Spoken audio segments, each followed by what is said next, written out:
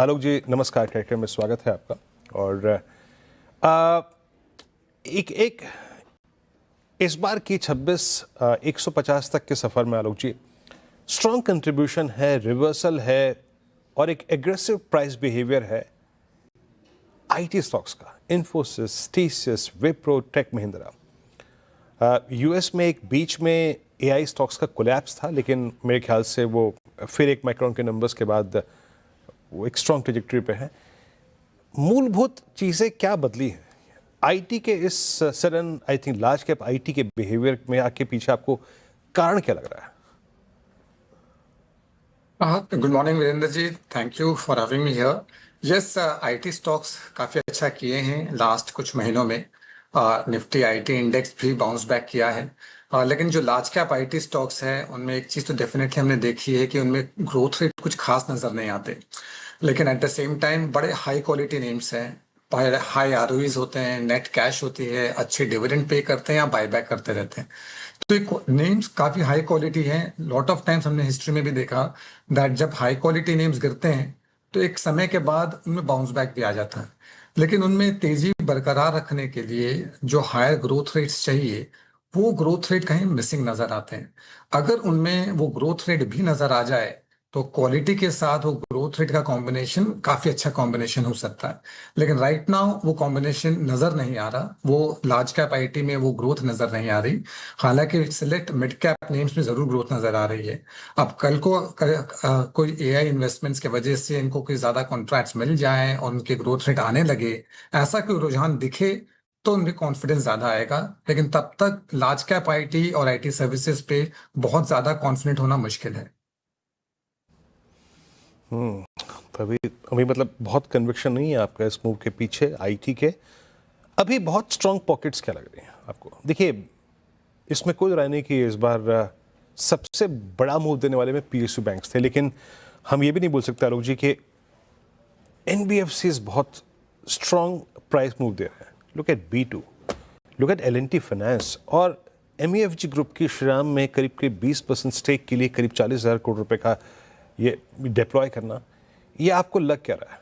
क्या ये हमारा पूरा का पूरा एनबीएफसी स्पेस जो है वो रीरेट हो रहा है इस डील के चलते, और भी ऐसे कुछ डील्स क्रैक हो सकती हैं कि ऐसे स्पेस में? आपका एनबीएफसी पे टेक इस वक्त?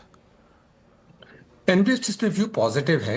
एज इट इज इंडिया में हम देख रहे हैं कि हम फॉलिंग रेट साइकिल पे ही हैं और इन्फ्लेशन भी कंट्रोल रहने वाली है नियर टर्म में भी और आगे आने वाले साल में भी, जो आरबीआई की खुद की गाइडेंस है।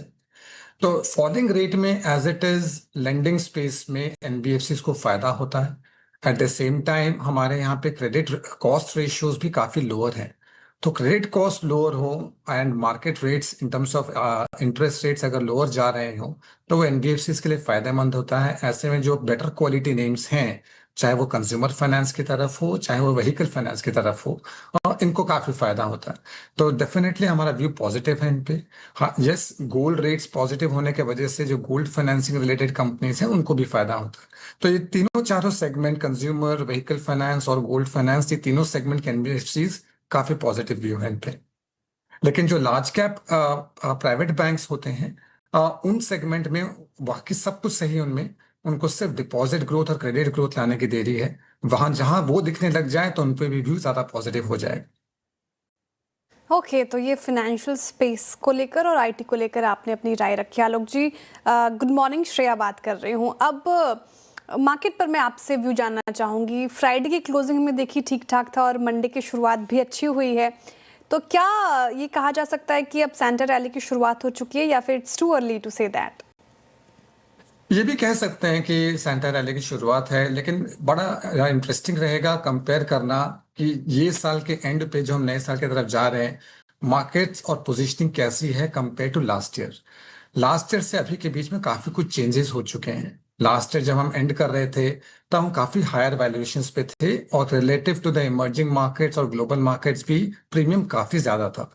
इस साल बिकॉज परफॉर्मेंस इंडेक्स लेवल पे कुछ खास हुई नहीं है और ब्रॉडर मार्केट्स की भी कुछ खास हुई नहीं है, वैल्यूएशंस भी कम हुए हैं और हमारा रिलेटिव वैल्यूएशन भी 10 ईयर एवरेजेस के नीचे आ गया है कंपेयर टू इमर्जिंग मार्केट्स और ग्लोबल मार्केट्स।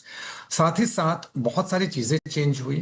आरबीआई के स्टांस चेंज जो थ्रू आउट द ईयर रहा है, उससे रेट कट्स करके, सीआरआर कट करके, लिक्विडिटी को पॉजिटिव करके, साथ ही गवर्नमेंट का जो पुश रहा है डायरेक्ट टैक्स को कट करके और जीएसटी रेट कट करके, ये काफी प्रो ग्रोथ, काफी ग्रोथ को पुश करने वाले स्टेप्स हैं। इनके रुझान हमें शायद आने वाले क्वार्टर्स और आने वाले महीनों में दिख जाएं, तो वो काफी बेटर पोजीशनिंग है इंडिया की और मार्केट्स की जाते वक्त। प्लस लास्ट ईयर हम काफी एक रैली के साथ आ रहे थे और इस बार एक रिलेटिव करेक्शन के बाद आ रहे हैं, तो रिस्क रिवॉर्ड काफी हद तक positive as it is change हो चुका था। ये ऐसे टाइम पे है कोइंसिडेंटली कि जिसको सेंटा रैली भी कहते हैं, at the same time risk reward change होने की वजह से शायद ये रस सेंटा रैली और कंटिन्यू कर सके आने वाले साल में भी। ओके, काफ़ी अच्छा लग रहा है ये सुनकर आलोक जी, और हमारे दर्शक गदगद हो गए होंगे। लेकिन जैसा कि आपने भी मेंशन किया, 2025 काफ़ी निराशाजनक रही है इक्विटी के लिहाज से, लेकिन कमोडिटीज़ ने काफ़ी बेहतर रिटर्न्स दिए हैं। प्रेशियस मेटल्स की बात की जाए, गोल्ड एंड सिल्वर, तो 2026 भी क्या गोल्ड एंड सिल्वर के लिए इतना ही अच्छा रहेगा जितना 2025 था, और ऐसे में क्या स्ट्रैटेजी होनी चाहिए? मेटल्स पे हमारा व्यू काफी पॉजिटिव है, प्रेशियस मेटल्स पे भी और इंडस्ट्रियल मेटल्स, स्पेशली जो नॉन फेरस मेटल्स हैं। अगर हम प्रेशियस मेटल्स पर भी आए, गोल्ड एंड सिल्वर, गोल्ड की प्राइमरी वैल्यू और प्राइमरी जो आकर्षण है उसका इसलिए आ रहा है बिकॉज वो एक मॉनेटरी एसेट और एक स्टोर ऑफ वैल्यू है। जहां एक तरफ दुनिया के बड़े कंट्रीज के डेट बढ़ते जा रहे हैं, उनकी यील्ड्स भी अगर हम देखें 10 ईयर यील्ड्स भी सब मल्टी डिकेड हाई पे हैं। फिएट करेंसी के ऊपर एक क्वेश्चन मार्क सा उठने लगता है। जब जब उस पर क्वेश्चन मार्क उठता है, जब जब उस पर भरोसा थोड़ा भी कम हो, तो गोल्ड की रिलेटिव वैल्यू काफी बढ़ती है। उसके वजह से गोल्ड का अट्रैक्शन हायर रहेगा भी। कुछ इंटरेस्टिंग डेटा पॉइंट भी सामने आए। सेंट्रल बैंक्स जो अपने फॉरेन रिजर्व्स होते हैं, वो जनरली या तो यूएस ट्रेजरीज में रखते हैं या गोल्ड में रखते हैं। आज करीब 30 सालों के बाद ऐसा हुआ दैट सेंट्रल बैंकर्स की कंबाइंड होल्डिंग गोल्ड की यूएस ट्रेजरी से ज्यादा हो गई है। तो कहने का मतलब ये है कि जो major central bankers of the world भी हैं, वो भी अपना ज्यादा कॉन्फिडेंस गोल्ड पे दिखा रहे हैं। इसलिए गोल्ड की अट्रैक्शन, गोल्ड की वैल्यू और गोल्ड पे बुलिशनेस हमारे हिसाब से नेक्स्ट ईयर भी बनी रहेगी। लेकिन जो दूसरा प्रेशियस मेटल है सिल्वर, उसमें वो तो एक टैग अलोंग करता ही है गोल्ड के साथ में, क्योंकि वो भी एक प्रेशियस मेटल और एक मॉनेटरी एसेट है। लेकिन सिल्वर की पोजीशनिंग इस वक्त ऐसी है जो पॉसिबली हिस्ट्री में नहीं रही, कि सिल्वर की सबसे खासियत ये है कि वो एक इंडस्ट्रियल मेटल तो है ही, लेकिन वो बेस्ट कंडक्टर ऑफ इलेक्ट्रिसिटी है। और बेस्ट कंडक्टर ऑफ इलेक्ट्रिसिटी होने की वजह से जितने हम ग्लोबली एआई में इन्वेस्टमेंट्स की बातें कर रहे हैं और सुन रहे हैं, वो सब करने के लिए सिल्वर की रिक्वायरमेंट बहुत ज़्यादा है। चाहे वो डेटा सेंटर्स हो, चाहे वो पावर प्रोजेक्ट्स हो, चाहे वो इलेक्ट्रिक व्हीकल्स हो, चाहे वो सोलर पैनल्स हो, हर जगह सिल्वर की रिक्वायरमेंट इस तरह ज़्यादा है कि वो काफ़ी इनइलास्टिक डिमांड है। Silver as it is last 5 सालों से डेफिसिट में था। डेफिसिट होने का मतलब कि रिक्वायरमेंट ज्यादा है देन प्रोडक्शन। 5 सालों से डेफिसिट होने के बाद डिमांड फर्दर इंक्रीज कर रही है, जो कि एक इनइलास्टिक डिमांड है। एंड साथ ही साथ मॉनेटरी एसेट होने की वजह से भी उसकी वैल्यू ज्यादा है। तो सिल्वर पे हमारा व्यू काफी पॉजिटिव है। नियर टर्म ज्यादा पॉजिटिव सिल्वर पे है, लेकिन ओवरऑल गोल्ड एंड सिल्वर दोनों पे पॉजिटिव। और साथ ही साथ बिकॉज ऑफ इन्वेस्टमेंट्स की वजह से जो नॉन फेरस मेटल्स हैं, जैसे कि जिंक, एल्यूमिनियम, कॉपर, उन सेगमेंट्स पे भी व्यू काफी पॉजिटिव है। अच्छा आलोक जी, क्योंकि इक्विटी के अंडर परफॉर्मेंस का एक ऑलमोस्ट 1.25 साल गुजर गया। लास्ट अक्टूबर में आप 26,200 का हाई लगाने के बाद 1 साल की अवधि, आपने 1.25 साल की अवधि इस रेंज गुजार दी।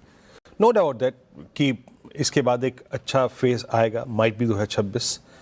ऐसे में कि वो लोग जो हमारे लिए वेल्थ क्रिएट करते हैं, for MCs, broking stocks, depositories, इस थ्रेशहोल्ड पर जब हम खड़े हुए हैं 26,300 के, इस पोर्शन, इस तबके को, इस सेक्टर को कितना अंश देना चाहिए आपके पोर्टफोलियो का, जिसमें सिवियर प्राइस डैमेज हुआ भी है? इनफैक्ट वीरेंद्र जी, मैं फाइनेंशियल सेगमेंट में, द फाइनेंशियल सेक्टर इंडेक्स का रफली 30% के आसपास होता है। लेकिन within the financial sector lending से भी ज्यादा attractive actually capital market segment है।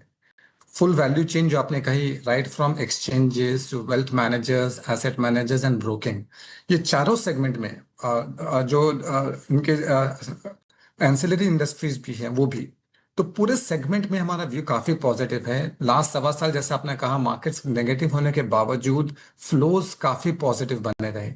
जब मार्केट्स भी थोड़े सपोर्टिव हो जाए, सपोर्टिव फ्लोज और मार्केट रिटर्न्स के साथ इनकी ओवरऑल अर्निंग्स और ज्यादा बढ़ जाती है। और इंडिया में तो अभी ये चलन जस्ट चालू हुआ है। जो फाइनेंशियल सेविंग्स में इक्विटी का प्रोपोर्शन बढ़ना, ये तो सिर्फ अभी स्टार्टिंग फेज पे है, बहुत ही अर्ली फेज पे है। तो इवन इमर्जिंग मार्केट्स के लेवल तक जाने में भी में ग्रोथ की आशंका और ग्रोथ की विजिबिलिटी काफी ज्यादा है। तो सेगमेंट पे view positive. With in the financials in fact highest weightage capital markets पे होगा, उसके बाद लेंडिंग फंक्शंस पे। ओके, बहुत शुक्रिया आलोक जी आज हमारे साथ जुड़ने के लिए, तमाम सवालों के जवाब देने के लिए और मार्केट पर अपना व्यू शेयर करने के लिए बहुत शुक्रिया। और आपको नव वर्ष की हार्दिक शुभकामनाएं। आप सबको भी थैंक यू।